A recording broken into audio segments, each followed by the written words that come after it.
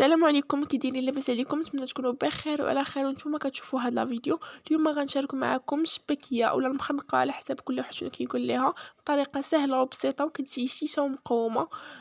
ف حنا ديجا شاركنا معكم جوج الفيديوهات قبل كنظن ديال الشبكيه، ملينا علاش لا نعاودو نشاركوها معكم مره اخرى بالنسبه لنا الجداد وبطريقه تكون مختصره وفيديو قصير باش يجيكم خفيف ظريف وما تملوش.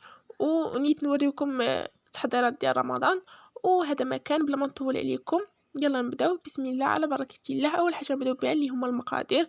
عندنا كاس ديال اللوز، 3 كيسان ديال الجنجلان اللي كيساويو زلافه، وجوج معالق كبار ديال النافع، مهم العبار يكون بالمعالق كبار، وجوج معالق كبار حتى هما ديال حبه حلاوه، وجوج معالق مع مريش ديال القرفه، وجوج صفار ديال البيض غير الصفار، ومعلقه صغيره ديال المسكه مدقوقه مع السكر، وشويه ديال الملحه، كاس ونصف ديال الزيت النباتيه، وكاس ونصف ديال الزيت البلديه او زيت الزيتون، وكاس ونصف ديال الزبده زبده دايبه طبعا، وكاس فيه الزهر وفيه الزعفران شعره. وبالنسبه للكاس راه كاس ديال العنبه طبعا اللي كنعبروا به.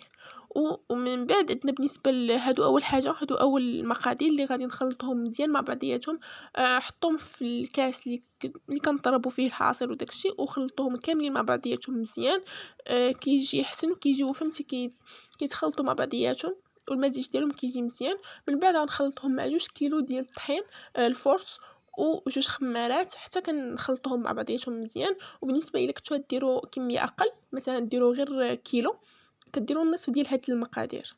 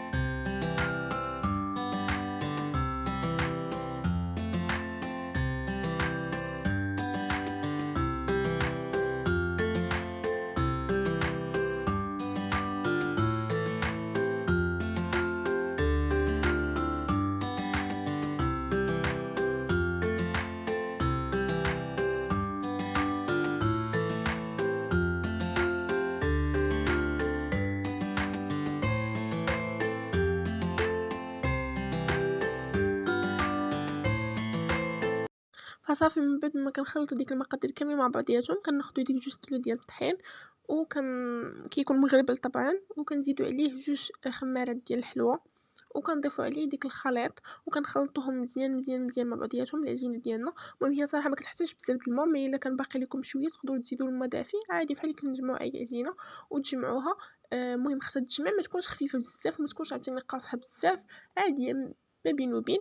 وصافي من موراها فاش كنعجنوها مزيان كنقطعوها كنقسموها لقطع وكنغطيوها كنخليوها ترتاح واحد 5 دقائق وعاد نبداو نخدموا فيها.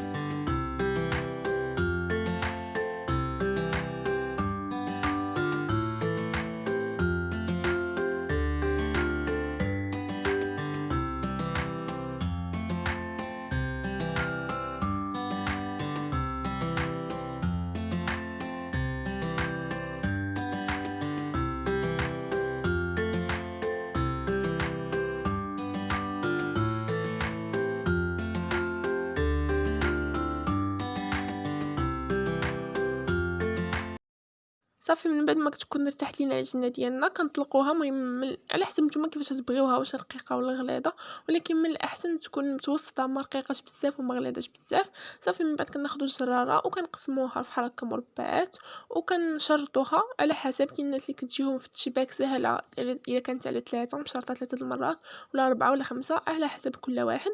وصافي من بعد فاش كنشرطوها كنبداو نشبكوا فيها. ما كاين حتى شي تكنيك، عادي كنشرطوها بحال الطريقه التقليديه كما كانوا كيديروا الناس شحال هادي، ما كاين حتى شي تكنيك. وصافي هكا كتجي حسن صراحه. صافي كنشبكوها فاش كنساليو العجينه ديالنا كامله كنبداو نقليو فيهم. واللي قليناها كنحطوها في العسل تغسل حتى كتكون طابت. مثلا الكميه اللي درنا في القلي كتكون طابت كنحيدو هذيك اللي في العسل وكنديرو الكميه الثانيه وكنبقاو بحال هكا. وفيما نحطو شي وحده كندردروا عليها الجنجلان من الفوق وصافي حتى كنساليو الكميه ديال الشباكيه كامله اللي عندنا.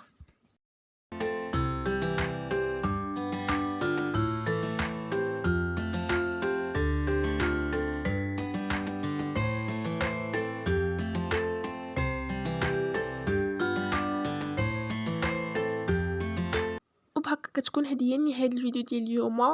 وهذا هو الشكل النهائي ديال الشباكيه ديالنا كما كتشوفوا.